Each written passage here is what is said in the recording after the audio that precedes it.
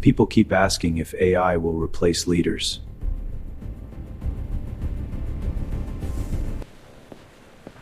The real shift is this. Leadership is becoming amplified by intelligent systems.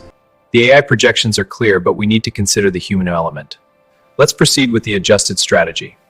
But great leaders still provide clarity, judgment, and direction.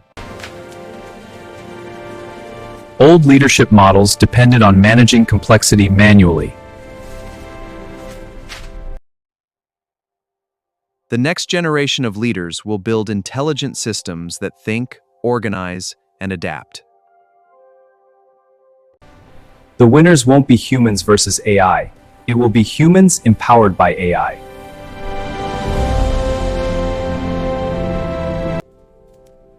Leaders who understand intelligent systems will outperform those who don't.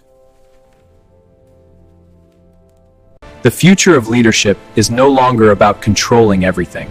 It's about designing systems that scale intelligence. Want to master Agile the simple way? Follow Agile Yogi for more.